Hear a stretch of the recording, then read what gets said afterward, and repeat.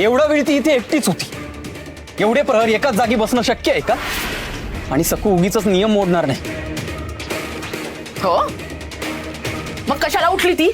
एवढं काय आभाळ कोसळलं होतं की तो नरपशु आत आला होता? हो, आला होता.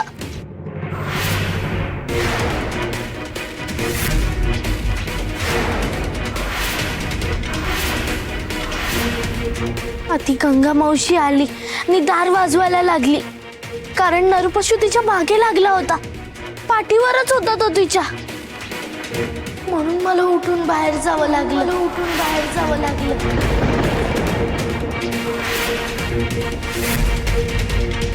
काय मूर्खासारखं बोलतेस ग सकू? तुला बाहेर जायची गरजच काय होती?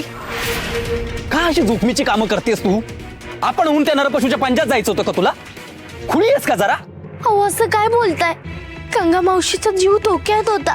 ती आकांत करत होती. तिला मरणाच्या दारात टाकून मी देवी आई समोर कशी बसून राहणार? माझ्या जागी जर तुम्ही असता तर हेच केलं नसतं का? गंगा मावशीला त्या नरपशूच्या तोंडी जाऊ दिलं असतं. हे मात्र खरंय.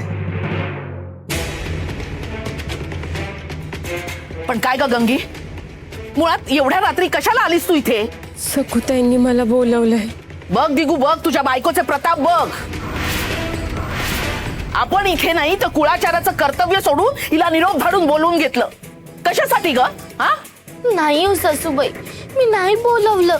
मी कोणाबरोबर निरोप धाडणार? कशासाठी? कारण संकट अंगावर घ्यायला तुला आवडतं ना, आणि नंतर तीच संकट आमच्या अंगावर कोसळतात. आणि मुळात गंगी खोटं कशाला बोलेल? हा, काय ग गंगी? सखुताईंनी मला बोलवलंय. बघ, गंगी खरं बोलतीये. नाही, गंगी खरं बोलत नाहीये. गंगी तेच बोलते आणि बरळते. मागे ती म्हणत होती की सखू आनंदात आहे, पंढरपूरला वारीला गेली. तेव्हा सखू खरोखर वारीला गेली होती का? ते खोटं वाटलं ना तुम्हाला? खुली ठरवलं ना तेव्हा गंगीला? मग आता आपल्या सुईने ती शहाणी झाली का? आणि सखू का आणि कशी बोलवेल गंगीला? उगाच आपल्या सुईने अर्थ नका काढू तुम्ही. ओ दिगुशेठ, यसाजींनी तुम्हाला समद्यांना गावातल्या पायऱ्यावर बोलवलंय. सगळ्यांना बोलावलंय? पण कशासाठी? कशासाठी तर तिथे गेल्यावर कळेल.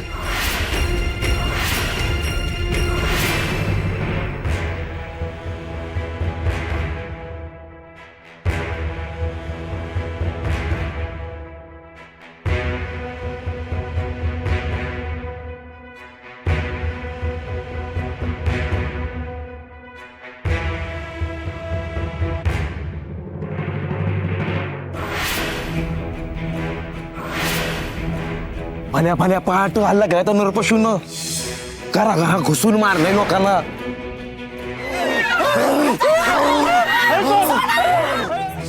मशाल बिशाल कशाला बी घाबरला नाही तो.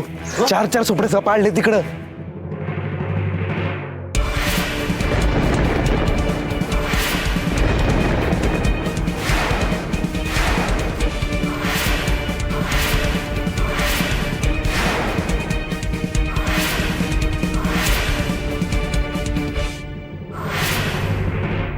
त्या नरपशूचा हल्ला फार फार म्हणजे भयंकर, भीषण.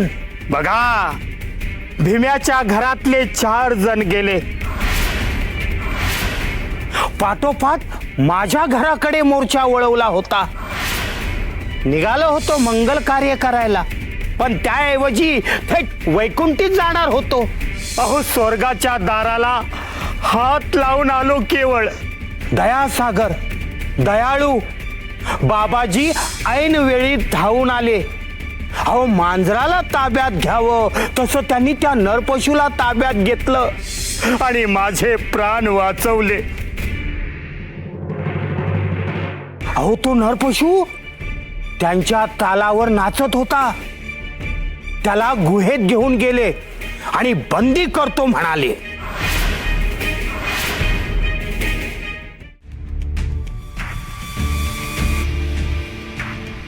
बाबाजी आले, बाबाजी आले, बाबाजी आले.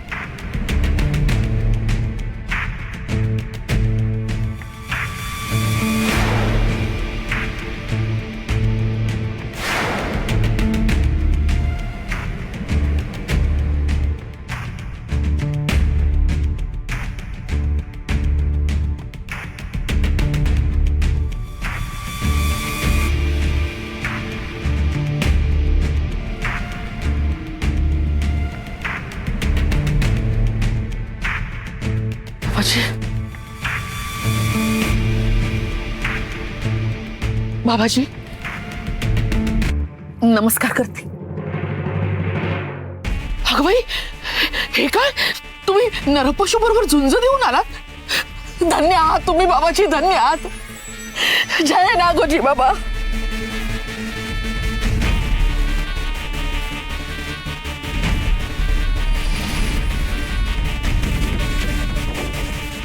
जय बाबाजी. सखो एक डाव त्या नरपशूला डिवचला तो.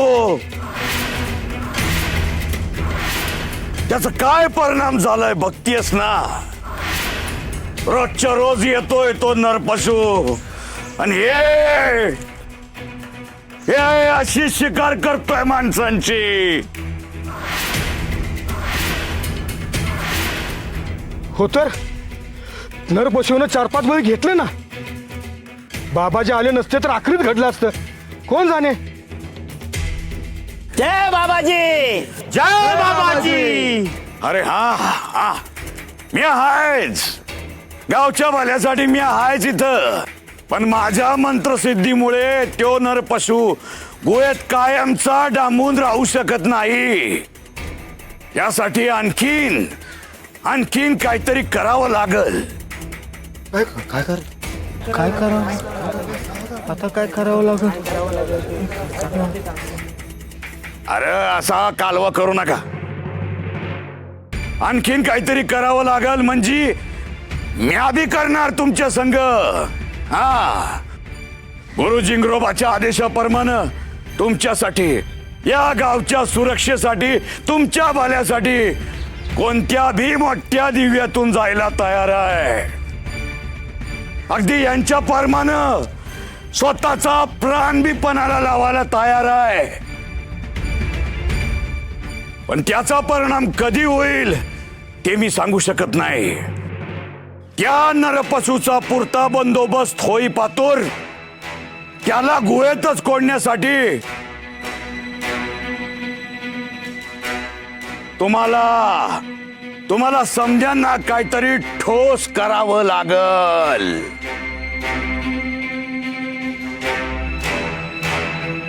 तो नरपशू रोज गावात येतोय. हे असे निरपराध लोकांचे बळी घेतोय.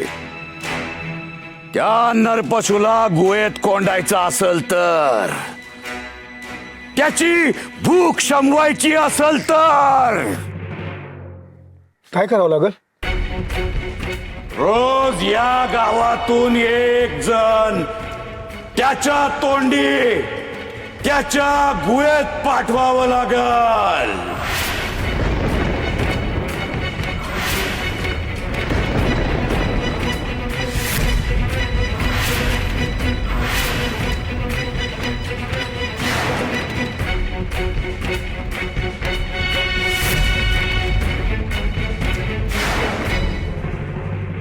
अहो काय सांगताय तुम्ही. रोज एक म्हणजे एक ना एक दिवस प्रत्येकाची पाळी येणारच. अहो माझी जीवन रेषा खूप मोठी आहे म्हणून माझ्या मदतीला तुम्ही धावून आलात. नाहीतर मी संपलोच होतो. पण आता स्वतःहून स्वतःच्या आयुष्याचा नैवेद्य कोण दाखवणार त्या नरपशूला. अरे उगा घाबरू नका. अरे या सगळ्याचा उगम कुठं झालाय ते बघा.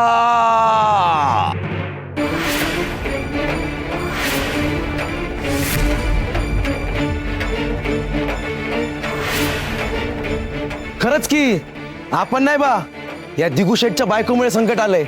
मग आपण का जायचं.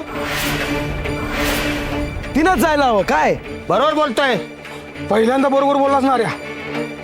त्या नरपशूला रोज एक माणूस पाठवून हाच एक उपाय असेल तर पहिला माणूस म्हणजे दिगंबर रावांची आवडती राणी सखूबाई नाही का.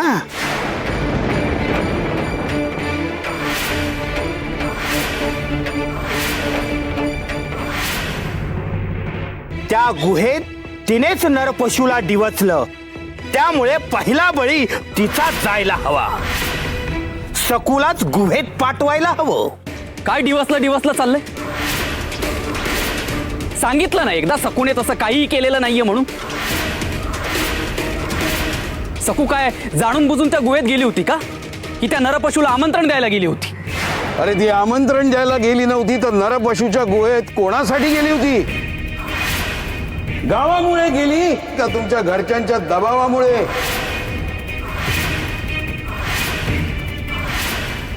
अरे ते खरे दागिने शोधण्यासाठी, त्या दागिन्यांसाठी तुम्ही आणि तुमच्या मातोश्रींनी त्या सकूला घराबाहेर हाकललात ना. मग यात त्या एकट्या सखूची जबाबदारी नाहीये. मनोरमाबाईंच्या संपूर्ण कुटुंबाची जबाबदारी आहे.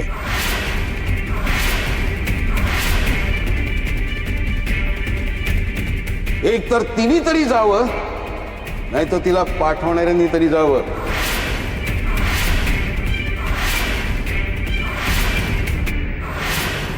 आणि सर्वात प्रथम त्या नरपशूच्या गुहेत मनोरमाबाईंच्या कुटुंबामधल्या माणसानेच जायला हवं.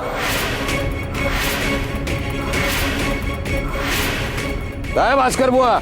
चोख, शास्त्राला धरूनच न्याय झालाय. पहिला बळी मनोरमाबाईच्या कुटुंबातल्या माणसाचाच झाला पाहिजे. माणसाचाच झाला पाहिजे.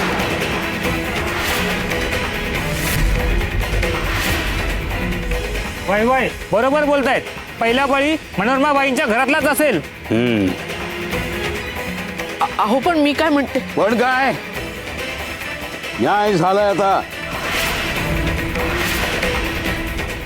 होय तर मनोरमाबाई, आता तुम्हालाच निर्णय घ्यावा लागेल की तुमच्या घरातून पहिला बळी कोण जाईल.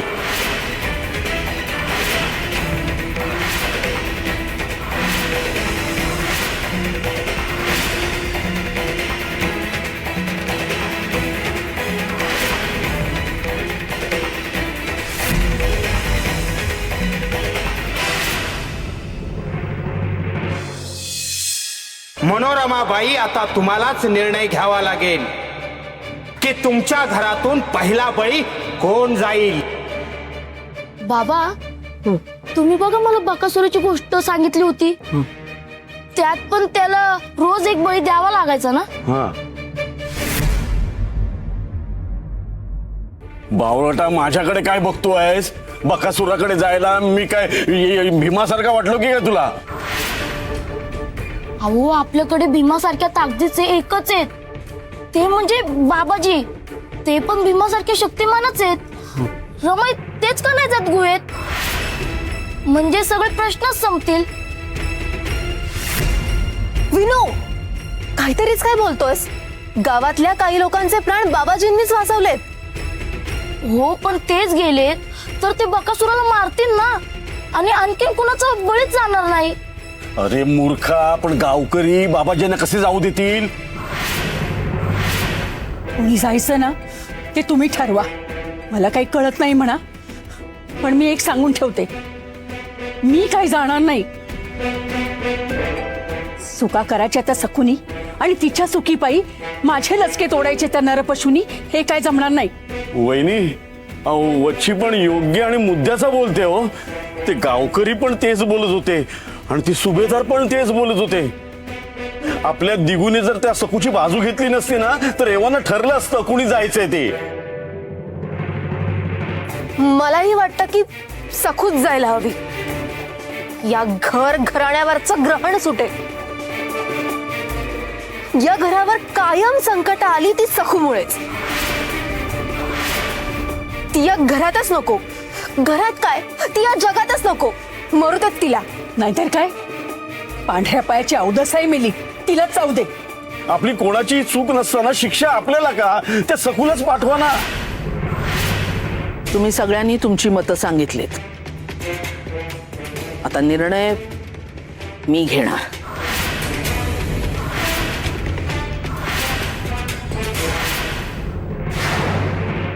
अहो तुम्ही मनातल्या मनात नका ना बोलू. मला सांगा ना तुम्ही काय विचार करताय. हो, काळोख दाटून आल्यासारखं वाटतंय का सकू?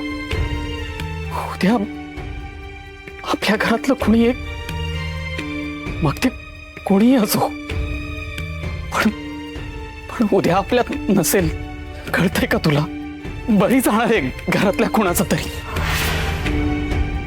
माझं तरी या विचारानेच अंग शहारतंय. अगं किती किती भयानक आहे सखू. पण त्यावर पण उपाय आहे. कोणता उपाय? गावातली सगळी लोक काय म्हणतायत मला मान्य आहे. जे काही घडलं ते माझ्यामुळे घडलं. माझ्यामुळेच घरावर गावावर संकट आलंय. मी नरपशूला डिवचलं नाही, पण शेवटी निमित्त तर मीच झाले ना. मग मलाच जायला हवं. मीच जाई. गप्पा बस सखू. उगीच अगोचरपणा दाखवून मी जाते असं बोलू नकोस. ते काय रावळात जाऊन यायचं इतक्या सहज म्हणायला? हे बघ, माझ्या समोर बोललीस ते बोललीस, इतर कोणाही समोर तोंडातून शब्द जरी काढलास ना, खबरदार. अगं माझी शपथ आहे तुला सखू.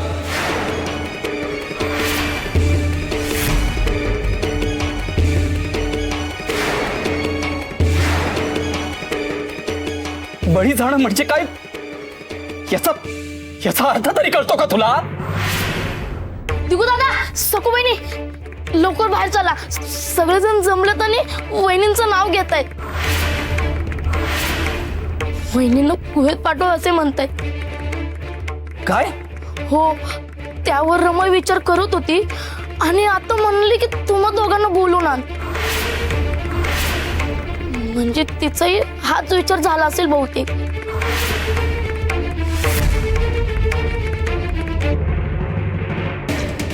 माझी शपथ आहे तुला, लक्षात ठेव सकू.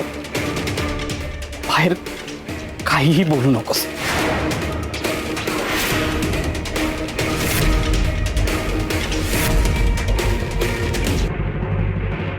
अरे पुस की आहे, झालं खरडून खरडून पुस पुस.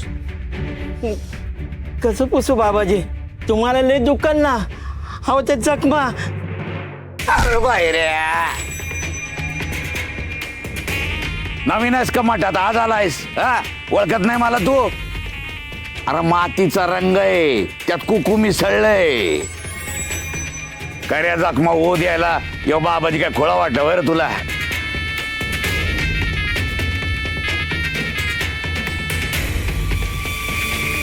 बस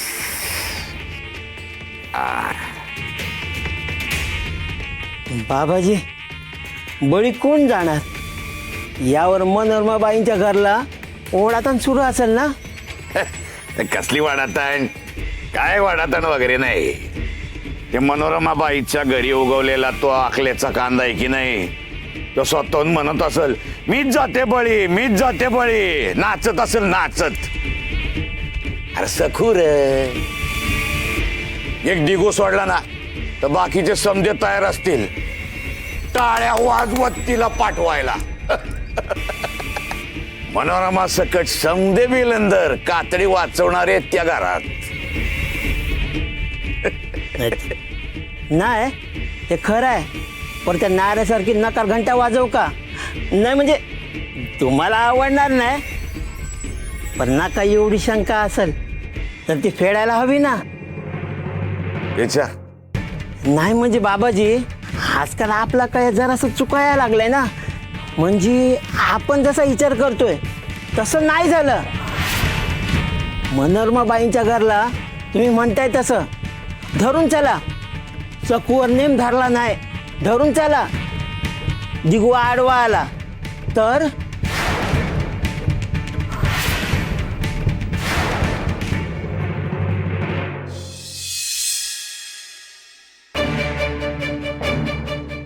महामाया सखूचंच नाव घेणार यात काहीच शंका नाही. फक्त त्यावर दिगू काय तांडव करतो ते बघायला हवं. माझी खात्री, सासूबाई माझंच नाव घेतील आणि ते झालं तर चांगलंच होईल. कारण तसं झालं तर मला आऊंची शपथ मोडावी लागणार नाही. रमाई, आता चटकन सखूचं नाव घे की. कशाला वेळ काढतेस? आज गावात एक निर्णय झालाय की नरपशूला रोज एक बळी धाडायचाय. आणि त्याची सुरुवात आपल्या घरापासूनच करायची आहे. तुमच्या सगळ्यांची मतं जाणून घेऊन मी निर्णय घेतलाय की नरपशूच्या गुहेत पहिला बळी म्हणून मीच जाणार आहे.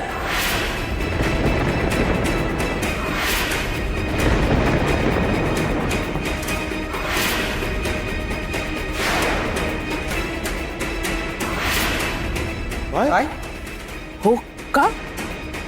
त्यात नवल वाटण्यासारखं काय? तशी मी तुम्हाला नकोशीच झाली आहे. सगळ्यांच्या मनात खूप तेच आहे. काय जाऊ बाई? हो काय बोलताय तुम्ही? अहो तुम्ही या घरच्या करत्या, प्राण आहात तुम्ही या घराचा. अगं बाई, हो का? पण मला आता जगण्याचा कंटाळाच आलाय. नवरा निघून गेला, मुलगा असून नसल्यासारखा, आणि सुनेमुळे तर गावात तोंड दाखवायची लाज वाटते. मान सन्मानाची पार राग झालीय. आता मेले काय आणि जगले काय? तेव्हा पहिला बळी म्हणून मीच जाणार. नाही ना माई, मी असताना तुला बळी म्हणून जायची गरज नाहीये. या घरातल्या त्रासाचं मूळ मी आहे. माझं लग्न, माझी बायको, या सगळ्यांचाच तुम्हाला त्रास होतो ना. मग मी नसलो तर सगळे प्रश्नच सुटतील.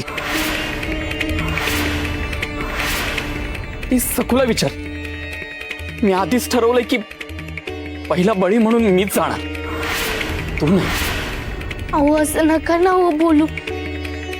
मला घातलेली शपथ सुटली म्हणा ना, सुटली म्हणा. नाही सुटणार. तू नाही आणि बाकी पण कोणीही नाही. एकदा ठरलंय ना, उद्या पहिला बळी म्हणून मीच जाणार. अरे दिगू, तुझ्या जिभेला काही हाड? काय मूर्खासारखं बोलतोयस? अरे एकुलता एक मुलगा आहेस, वंशाचा दिवा आहेस तू. मी तुला जाऊ देणार नाही. नाही रमाई, मी जाणार. मी सांगितलं ना दिगू. रमाई मी जाणार. रमाई मी पहिला बळी मीच. रमाई मी जाणार.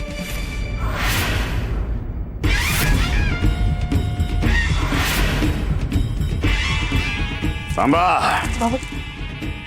मी जाणार, मी जाणार. हा? आत कोण तुम्ही ठरवणार आहे? काय एवढे मोठे झालात? माझ्या सूक्ष्म दृष्टीने तुमचा समजा पोरखेळ बघत होतो मी. गुरुजी गुरुबा ठरवणार तुमच्यापैकी बळी कोण जाणार.